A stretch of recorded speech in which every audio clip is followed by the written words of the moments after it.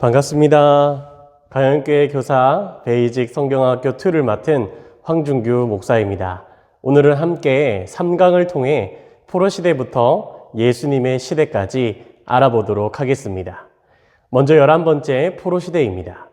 특이하게도 분열시대에 기록된 예언서가 7건인 것과 마찬가지로 포로시대에 기록된 예언서도 7건입니다. 먼저 나훔서는 니느웨의 멸망을 선포하는데요. 시기는 BC 661년부터 612년입니다. 요나 선지자의 설교를 듣고 회개한 니느웨 사람들은 100년이 지난 시점에 다시 죄악의 잔이 넘치게 되었습니다. 그래서 결국 그들은 나훔 선지자에게 파멸을 선고받게 됩니다. 그들은 그들이 세운 견고한 성읍과 또 해자와 망대가 그들을 지켜줄 것이라고 생각했지만 결국에는 멸망하게 됩니다. 포로시대는 아수르가 북이스라엘 백성을 세계 각지에 강제로 이주시킨 BC 722년에 시작되어 바벨론의 포로로 끌려갔던 남유다 백성이 고향으로 귀환하는 BC 536년에 끝이 납니다. 북왕국 몰락 이후 남왕국은 열심히 분발하여 그와 같은 처지를 모면할 시간을 136년이나 허락받게 됩니다. 이 시기 동안 유다를 통치한 왕은 8명이었지만 그 중에서 겨우 2명만이 하나님 보시기에 정직하게 행했다는 평가를 받게 됩니다. 그리고 이때 활동한 선지자들이 바로 스바냐, 예레미야, 하박국 선지자입니다. 스바냐서는 시온에 남은 자들의 그 구원에 대해서 말씀합니다. 어느 시대에나 소수의 신실한 사람들만이 하나님을 따르기 마련이며 시대가 아무리 악해도 신앙의 계보를 잇는 소수의 신자들은 존재합니다. 유다 왕국이 바벨론에 의해 멸망당하기 직전 스바냐 선지자는 이런 신실한 소수를 격려합니다.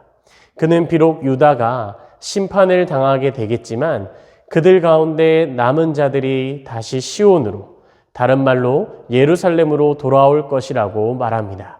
스바냐 선지자의 메시지는 70년 동안 타국에서 포로 생활을 하는 백성에게 크나큰 위로가 되었습니다. 그 중심 말씀이 바로 스바냐 3장 17절 말씀인데요. 제가 읽어드리겠습니다. 너의 하나님 여호와가 너의 가운데에 계시니 그는 구원을 베푸실 전능자이시라. 그가 너로 말미암아 기쁨을 이기지 못하시며 너를 잠잠히 사랑하시며 너로 말미암아 즐거이 부르며 기뻐하시리라 하리라. 아멘. 다음은 예레미야서입니다. 예레미야 선지자는 유다 왕국의 백성이 바벨론의 포로로 잡혀가 70년 동안 포로 생활을 하게 될 것을 줄기차게 선포합니다. 그리고 그는 유다를 침공하려고 하는 바벨론의 느부갓네살 왕에게 대항하지 말고 협력하라고 촉구했죠. 또 그는 나중에 포로로 잡혀간 백성들을 향해 마음을 가라앉히고 70년을 보내라고 합니다. 왜냐하면 하나님이 70년 뒤에 다시 돌아오게 하실 것이라고 말씀했기 때문이죠. 그는 하나님의 징계는 엄하지만 그것은 하나님의 백성을 위한 것임을 말해줍니다. 또 예레미야는 선지자들 중에서 유일하게 2권의 예언서를 기록했습니다. 그는 자신의 2번째 책의 제목을 예레미야 2가 아니라 바로 예레미야 애가라고 이름 붙입니다. 이 애가는 바벨론 침공과 예루살렘 멸망을 목격한 예레미야가 비통한 어조로 기록했으며 성경에서 가장 슬픈 노래입니다. 오늘날에도 정통 유대인들은 바로 예루살렘 통곡의 벽에서 이 책을 낭독하고 있다고 합니다. 그림으로 보시면 살구나무 가지 환상을 보는 예레미야의 모습과 또 눈물을 흘리며 통곡하는 선지자 예레미야의 모습, 그리고 토기장이 비유로 하나님이 말씀하시는 모습과 두루마리를 태운 여호야김에 대한 하나님의 말씀을 전하고 반역죄인으로 몰려 투옥되는 모습을 보여줍니다. 그리고 진흙 구덩이에 던져지게 됩니다. 다음은 하박국서입니다. 하박국 선지자는 유다 사회에 재앙이 만연한 것을 보면서 하나님께서 자신이 택한 백성에게 너무 무관심하신 것이 아닌지 의문을 품습니다. 그리고 하나님께서 바벨론을 들어 유다를 심판할 것이라 말씀하셨을 때 그의 의문은 더욱 증폭됩니다. 지극히 거룩하신 하나님이 부정한 도구로 하나님의 일을 한다고 하셨기 때문이죠. 이에 하박국 선지자는 하나님께 질문할 수밖에 없었고, 하나님은 침략자들 역시 그들의 죄악 때문에 때가 되면 심판을 받게 될 것이라고 대답하십니다. 우리는 여기서 하나님의 일은 하나님의 방식대로 역사하시는 것이지 우리의 생각의 범주 안에 하나님의 방법을 넣어서는 안 된다라는 것을 꼭 기억하시기 바랍니다. 계속해서 다니엘서에 대해서 알아보겠습니다. 다니엘은 바벨론의 귀족들에게 이방인을 향한 그 하나님의 놀라운 계획을 밝히면서 바벨론, 페르시아, 그리스, 로마 네 강대국에 관한 일련의 구체적인 예언을 하게 됩니다. 그림과 같이 느부갓네살 왕이 꿈에서 큰 신상을 보고 그 꿈을 다니엘이 해석해 주죠. 또한 다니엘의 세 친구가 풀무불에 빠지게 되지만 하나님의 구원하심의 은혜를 입게 됩니다. 그리고 느부갓네살 왕이 풀을 뜯어먹는 꿈을 또 해석해 주고 벨사살 왕에게 임박한 재앙에 대해서도 경고해 주죠. 또한 믿음을 지킴으로 사자굴에 던져지게 되지만 그때도 하나님의 보호하심과 구원하심의 역사를 경험하게 됩니다. 마지막으로는 숫양과 숫염소의 환상을 보게 되죠. 이 그림의 순서에 맞게 성경을 읽으시면서 살펴보시길 바랍니다. 다음은 에스겔서입니다. 에스겔은 이사야와 예레미야와 마찬가지로 유다의 징계에 대해 먼저 설명한 다음에 기쁨에 대해 설명했는데 각각 24장씩 균등하게 배분해 기록되어 있습니다. 그러나 에스겔서의 핵심은 무엇보다 성전이라고 할 수 있습니다. 하나님의 백성이 예루살렘 성전을 더럽히자 하나님의 영이 성전을 떠나셨고 하나님의 영이 성전을 떠나자 백성도 그 땅을 떠나지 않을 수 없게 되었습니다. 그러나 에스겔 선지자의 메시지는 장래의 새 성전이 엄청난 규모로 재건되리라는 희망적인 내용을 담고 있습니다. 그림으로 보는 에스겔서에는 유다의 멸망을 암시하는 네 바퀴의 한상, 벽돌 위에 예루살렘 성읍을 그림, 왼쪽으로 390일, 오른쪽으로 40일 동안 옆으로 누워있음, 머리털과 수염을 깎고 저울로 달아 나누어 둠, 끓는 가마솥의 비유의 심판을 전하고 파수꾼의 사명을 받은 에스겔, 마른 뼈들이 살아나는 환상을 봄, 새 성전에 관한 환상을 보는 그러한 순서로 나열하고 있습니다. 특별히 에스겔서는 영화를 보는 듯한 그러한 환상들이 정말 많이 나오게 되는데 여러분들도 이러한 부분들을 기억하시고 살펴보시길 바랍니다. 다음은 12번째 건축시대입니다. 에스라서와 느헤미야서는 바벨론 포로 생활을 마치고 예루살렘으로 귀환하는 유대인들의 세 차례에 걸친 여정에 대해 기록합니다. 여기서 에스더는 1차로 바벨론 포로지를 떠난 유대인들이 예루살렘에 도착한 이후와 2차로 떠난 사람들이 도착하기 이전의 시기에 페르시아 왕비가 되었다는 사실을 알고 한번 살펴보도록 하겠습니다. BC 536년 스룹바벨이 예루살렘 성전을 재건하기 위해 이스라엘 백성 일부를 이끌고 예루살렘으로 돌아옵니다.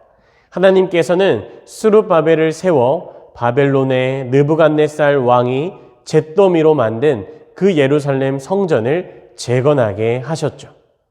BC 478년 에스더가 왕비가 되어 동족을 죽음의 위험에서 구하게 됩니다.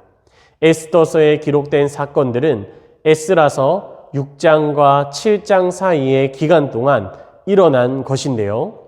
에스라서와 에스더서 두 권의 이름이 비슷하기 때문에 이것이 동시대를 가리키고 있는 책이라는 것을 기억하기는 더욱 쉬울 것입니다. BC 458년 에스라가 2차로 이스라엘 백성을 이끌고 고향으로 귀환하여 대대적인 영적인 부흥운동을 일으키게 됩니다. 스룹바벨이 1차로 동족을 이끌고 귀환한 지 78년이 지난 뒤에 에스라가 2차로 귀환하여 영적으로 맥없이 주저앉아 있던 그 백성들을 격려하고 가르치게 됩니다. 에스라는 이름이 7장부터 등장하게 되는데 이것은 앞에 6장에는 바로 에스라가 아닌 스룹바벨이 주도적인 역할을 했기 때문입니다. BC 444년 에스라가 2차로 귀환하고 나서 14년이 지난 뒤에 느헤미야가 3차로 동족을 이끌고 귀환하여 예루살렘 성벽을 재건합니다. 에스라는 이 시기에도 느헤미야와 함께 백성을 영적으로 소생시키기 위해 힘쓰게 됩니다. 예루살렘 성전과 또 성벽 재건에 관한 기록인 에스라서와 느헤미야서가 육적인 활동을 강조하는 전반부와 또 영적인 활동을 강조하는 후반부로 각각 절반씩 나누어진다라는 것은 매우 흥미로운 사실입니다. 에스라서 1장에서 6장에서는 예루살렘 성전이 재건되고 느헤미야서 1장에서 6장에서는 예루살렘 성벽이 재건됩니다. 또한 에스라서 7장에서 10장에서는 백성이 영적으로 소생하는 내용이 담겨져 있고 느헤미야서 7장에서 13장에서는 백성이 또 마찬가지로 영적으로 재건되는 모습이 담겨져 있습니다. 그런 의미에서 우리는 에스라서는 성전 건축이다라는 제목을 달 수 있고 느헤미야에서는 예루살렘의 새 성벽이라는 제목을 붙일 수 있습니다. 그림으로 보는 건축 시대를 보면 조금 더 이해가 쉬울 것 같은데요. 이것은 여러분이 성경을 한번 보시면서 한 번씩 살펴보시기 바랍니다.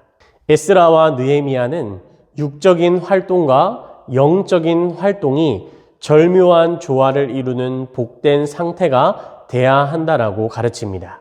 왜냐하면 영적으로 성숙해지는 것을 삶의 우선순위로 두겠다고 의식적으로 결심하지 않으면 나도 모르는 사이에 육적인 것들이 가장 중요한 위치를 차지하는 것을 경험하게 될 것이기 때문입니다. 마지막으로 구약의 세 선지자는 학개, 스가랴, 말라기입니다. 구약의 마지막 선지자지만 이들은 결코 시시하지 않은 메시지를 전하고 있습니다. 먼저 학개서입니다. 바벨론 포로에서 돌아온 스룹바벨은 학개 선지자와 스가랴 선지자의 메시지에 힘을 얻어 예루살렘 성전을 재건합니다. 학개 선지자는 포로 생활을 끝마치고 귀환한 이 유다 백성들에게 개인의 집보다 하나님의 집을 먼저 재건할 것을 강력하게 촉구했습니다. 학개 선지자의 설교를 한 문장으로 요약한다면 바로 마태복음 6장 33절이 될 것입니다. 너희는 먼저 그의 나라와 그의 의를 구하라. 그리하면 이 모든 것을 너희에게 더하시리라. 다음은 스가랴서입니다. 스가랴 선지자는 현재를 뛰어넘어 저 멀리까지 시야를 확장해서 두 차례에 걸친 메시아의 도래를 내다보았고 특히 메시아의 두 번째 강림을 강조했습니다. 유다 백성이 예루살렘 성전을 재건하는 육적인 활동을 하고 있는 동안 하나님께서는 백성들의 영적인 상태를 회복시키는데 관심을 가지셨습니다. 말라기서는 구약의 선지자 활동에 막을 내린 마지막 선지자입니다. 그러나 그는 바로 다음에 일어날 장면을 위해 무대를 재정비하는 역할을 감당합니다. 왜냐하면 아직 무대에 오를 주인공이 등장하지 않았기 때문이죠. 또한 말라기 선지자는 아브라함 시대 이후 2000년을 내려오면서 하나님의 계시와 해방과 영적 부흥을 체험했던 하나님의 백성들의 영적인 상태에 대해 기술합니다.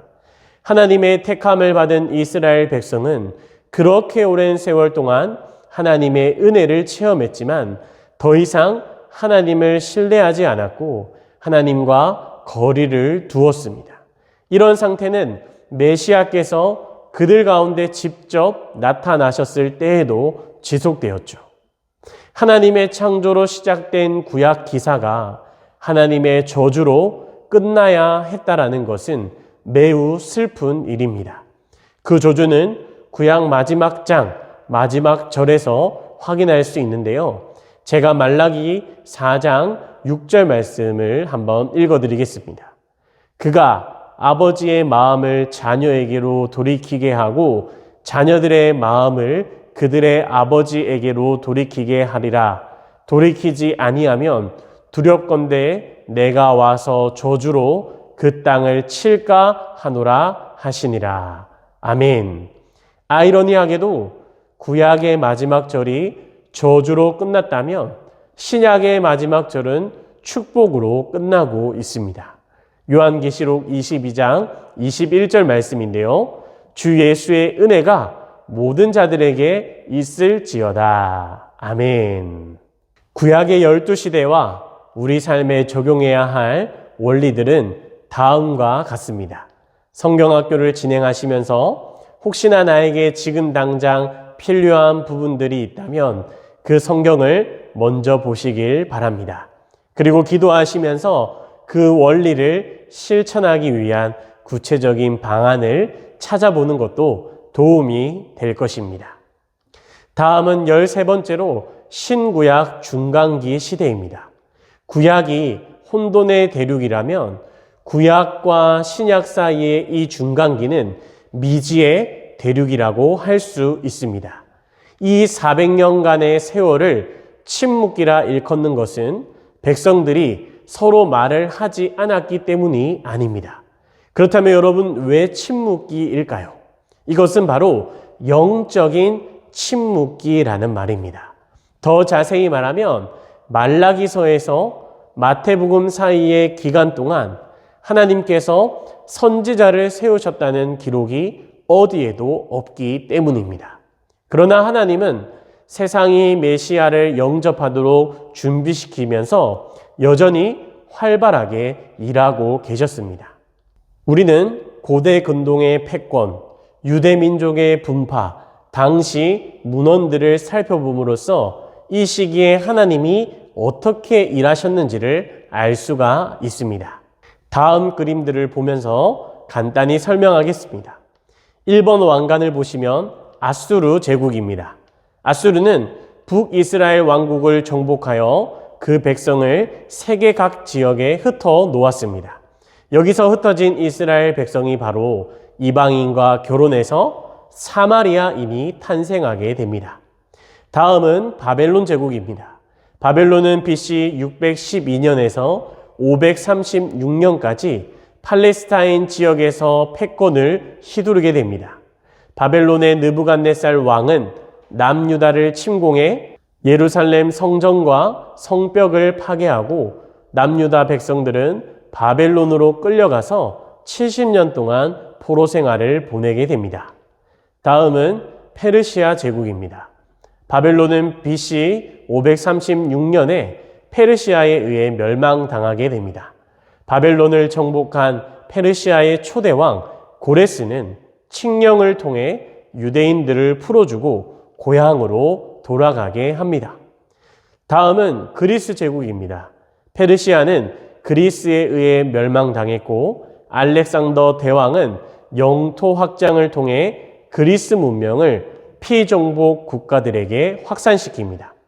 특징으로는 그리스는 약 150년간 지중해 주변을 지배했고 예수님 당시에 그리스어, 즉 헬라어가 세계적으로 통용되었기 때문에 사도들이 복음을 전할 때 다른 언어를 배우지 않아도 됐고 바로 신약 성경이 헬라어로 기록되자마자 많은 이들에게 급속도로 확산되게 됩니다. 다음은 이스라엘 유대인의 독립시대입니다. 그리스의 패권이 끝나갈 때쯤 남유다의 마카비 일가가 대대적인 민중봉기를 일으켜 유대인의 바로 독립을 이루게 되었고 하스모니아 가문이 약 1세기 동안 팔레스타인의 자치를 구현하게 됩니다. 마지막으로는 로마 제국입니다.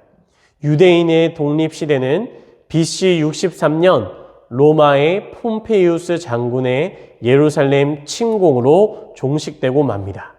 이때부터 시작된 로마의 통치는 AD 500년까지 지속이 되는데요. 이 기간 동안에 바로 예수님의 탄생과 신약 성경에 대한 모든 일들이 일어나게 됩니다. 그림으로 보는 신구약 중간기를 통해 조금 더 보충된 내용들이 포함되어 있는데 이 그림을 영상을 잠시 멈추시고 이러한 일들이 있었구나라는 것을 조금 더 유의 있게 보시면 좋을 것 같습니다. 그리고 신약으로 들어가기 전에 유대민족의 대표 분파에 대해 짧게 살펴보겠습니다. 첫 번째는 너무나도 유명한 바리새파입니다. 바리새파, 다른 말로 바리새인들은 바로 보수파로서 구약의 율법과 또 전통을 엄격하게 지켰으며 복잡한 규칙과 또 의식을 준수할 것을 강조했습니다. 두 번째는 사두개파입니다. 다른 말로는 사두개인이라고 하며 종교적, 정치적 자유주의자들로서 부활과 또 영원 불멸을 믿지 않았습니다. 전통을 중시하는 바리새인들과 대립하는 관계였죠. 세 번째는 서기관입니다. 이 서기관들은 직업적 율법 교사로서 구약과 전통을 연구하며 유대 사회에서 존경을 받았습니다. 이들은 율법의 세세한 부분을 놓고 종종 불필요한 논쟁을 벌였으며 예수님을 몹시도 미워했습니다. 여기까지 신구약 중간기에 대해 살펴보도록 하고 이제 신약 시대로 들어가 보겠습니다. 우리가 흔히 마태복음, 마가복음, 누가복음, 요한복음을 사복음서라 부릅니다. 이유는 바로 메시아로 오신 예수 그리스도에게 모든 관심과 집중이 포커스되고 있기 때문인데요. 이 사복음서는 권수로 따졌을 때는 성경 66권 중 비록 4권밖에 되지 않지만 분량으로 따진다면 약 45%에 해당하는 엄청난 부분을 차지하고 있습니다. 또 이 사복음서를 그림에 비유한다면 한 가지 대상을 서로 다른 4각도에서 그린 서로 유사하면서도 각각 독특한 면을 지니고 있는 4가지 그림이라 할 수 있습니다.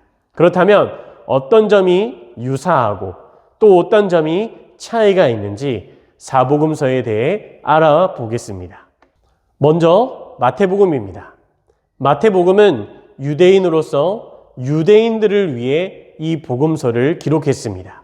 이 복음서의 요점은 그리스도가 유대인들이 바로 그렇게 오랫동안 대망하던 메시아요, 하나님의 기름 부으심을 받은 자요, 구약 전반을 통해 예언되고 묘사된 그 주인공이라는 것입니다. 마태는 자신이 기록하는 복음서와 구약을 자연스럽게 연결하기 위해서 구약 성경 구절을 무려 99번이나 인용했고 구약의 10가지 구체적인 예언이 예수님에 의해 성취되었다라고 그렇게 기록합니다.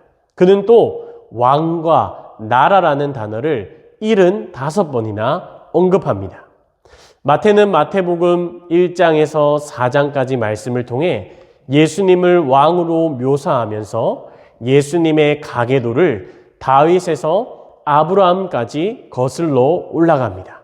또한 마태는 다른 사람들이 그 왕에 대해 말한 것을 증거로 제출한 뒤 그 왕께서 자신의 백성에게 요구하시는 원칙을 기록합니다. 그리고 예수께서 베푸신 많은 이적들을 소개함으로써 그분께서 세상을 다스릴 권세를 갖고 계시다라는 것을 증명합니다. 다음은 마가복음입니다. 마가는 예수님을 종으로 오신 분으로 보기 때문에 예수님의 탄생과 또 성장에 대해서는 기록하지 않습니다. 대신 복음서 기자들 가운데서 예수님이 행하신 일들을 가장 많이 기록한 반면 예수님이 하신 말씀들은 가장 간략하게 기록합니다. 그리고 메시아께서 종의 신분으로 이 땅에 오셨다는 사실의 또 다른 징표로서 마가복음에 등장하는 인물 중 어느 누구도 부활하기 이전에 예수님을 주님이라고 칭하지 않습니다.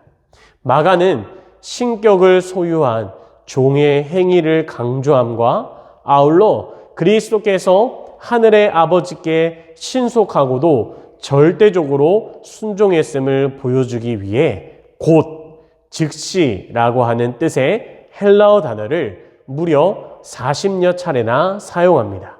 또 마가는 총 16장 가운데 6장을 십자가 사건 이전 마지막 일주일을 묘사하는 데 사용합니다. 그렇게 한 이유는 바로 인류의 죄를 구속하는 것이 그 종이 맡은 가장 중요한 임무였기 때문입니다. 마가복음 1장에서 10장까지는 갈릴리를 무대로 그리스도의 섬김과 비유, 이적에 초점을 맞추고 있고 11장에서 16장까지는 예루살렘을 무대로 하여 그리스도의 예언과 십자가 희생, 또 부활에 초점을 맞추고 있습니다. 다음은 누가복음입니다. 누가가 그리스도를 일컬을 때 가장 즐겨 사용한 단어는 바로 인자입니다. 사랑받는 의사 누가는 예수께서 제 많은 인간들의 처지를 공감하고 또 그들을 찾아 구원하기 위해 인성을 입고 세상에 오셨다라는 것을 보여주기 위해 가장 긴 복음서를 기록했습니다. 누가는 복음서 기자들 가운데 가장 많은 역사적인 정보를 제공하고 있을 뿐만 아니라 그리스도께서 사람들과 나누신 상호작용에 대해 상세히 기록하고 있습니다. 또한 중간중간 예수님의 감정도 잘 드러나게 그렇게 묘사했죠. 누가는 예수님이 평범한 인간이 아니라고 말합니다. 그가 묘사하는 예수님은 동정녀 마리아에게서 태어나 인류의 계보 속으로 들어오신 분, 하나님인 동시에 인간인 유일하신 분이라고 이야기합니다. 이 누가복음은 크게 4가지로 나누어지는데요.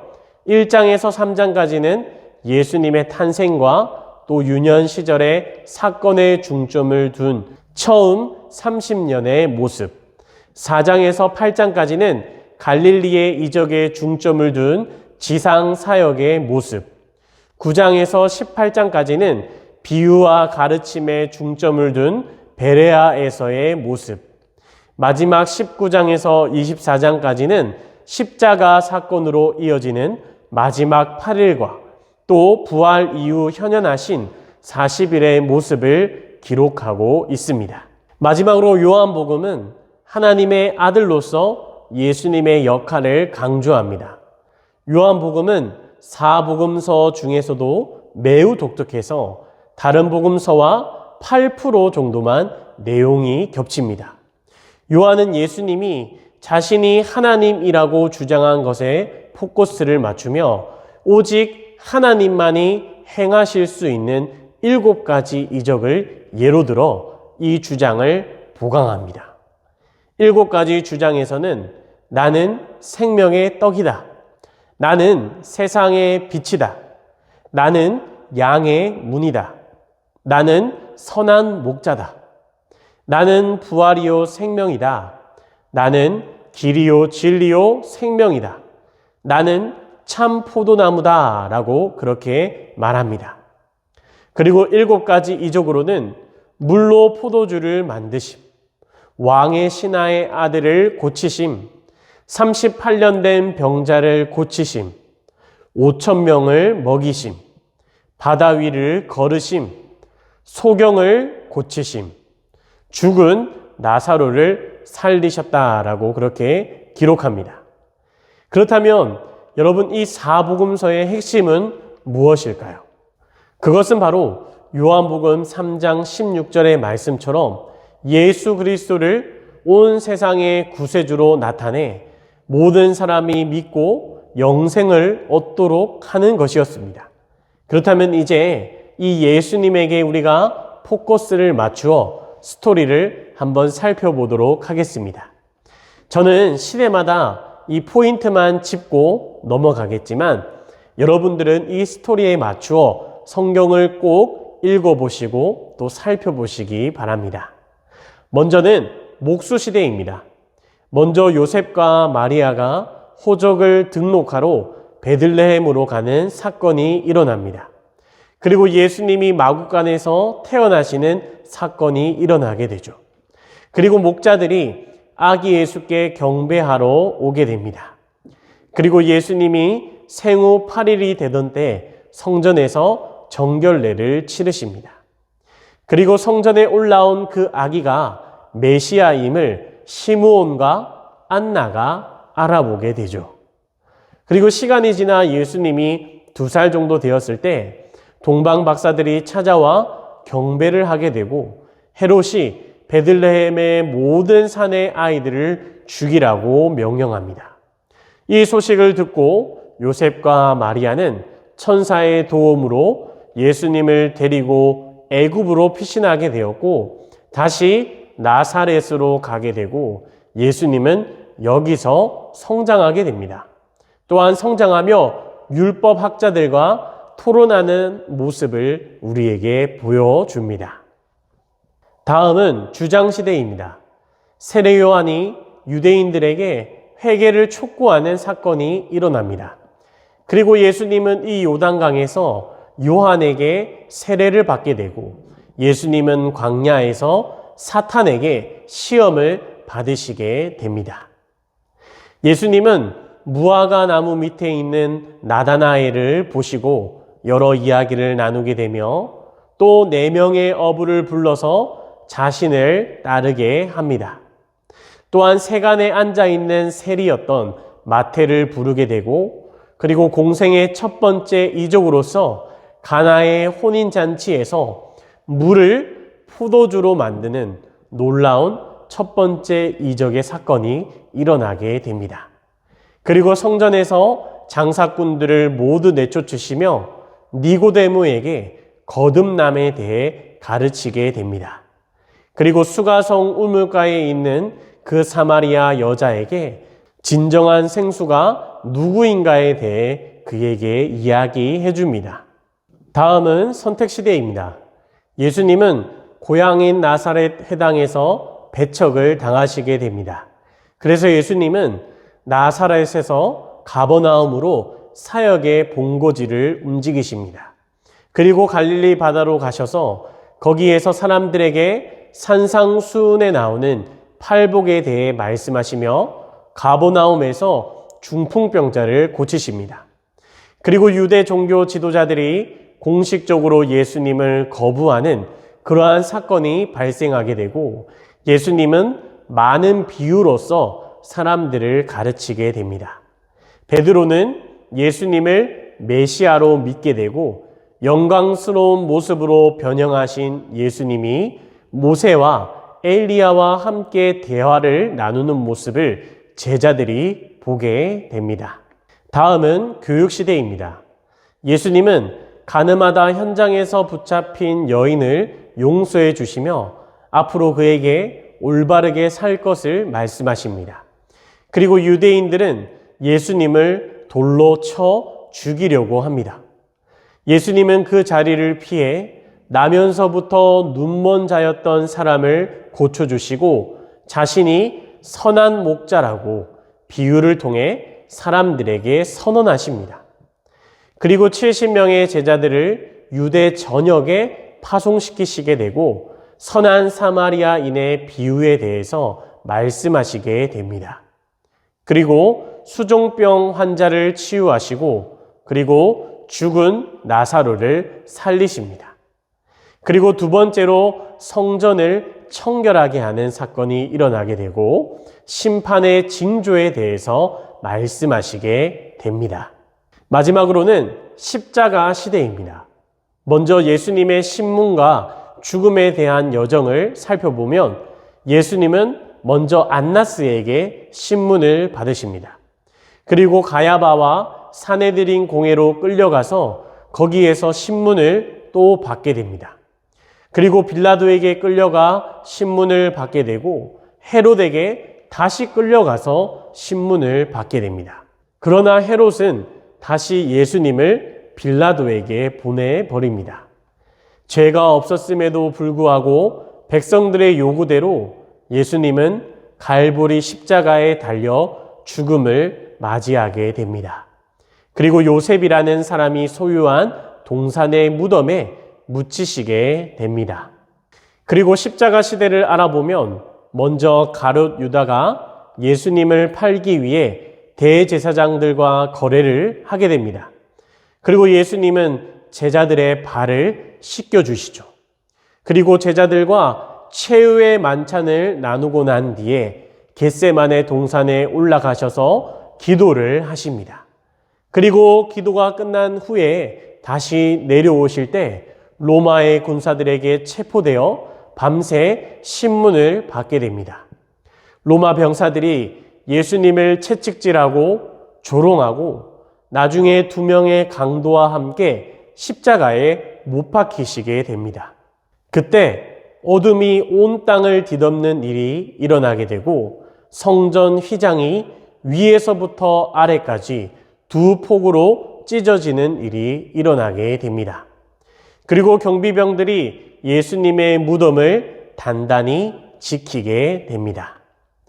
그리고 마지막으로 예수님은 죽음에서 다시 살아나십니다. 부활은 예수 그리스도가 하나님이라는 사실을 입증하는 가장 강력한 증거입니다.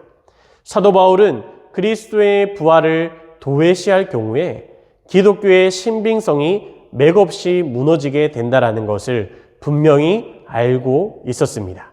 부활하신 그리스도께서는 40일 동안 땅에 계시며 9차례에 걸쳐 500명이 넘는 사람들에게 모습을 나타내십니다. 신약 성경의 내용은 그리스도의 초림으로 시작되어 재림이 있을 것이라는 것을 밝히며 끝나게 됩니다. 아래 그림은 그리스도의 초림과 재림을 비교해주고 있는데요. 구약의 선지자들은 메시아께서 오실 것이다 라고 그렇게 선포했고 신약의 사도들은 메시아께서 다시 오실 것이다 라고 그렇게 선포합니다. 여기까지 예수님의 십자가 시대까지 우리가 살펴보게 되었고 다음 주는 마지막으로 교회 시대부터 끝까지 우리 한번 살펴보도록 하겠습니다. 감사합니다.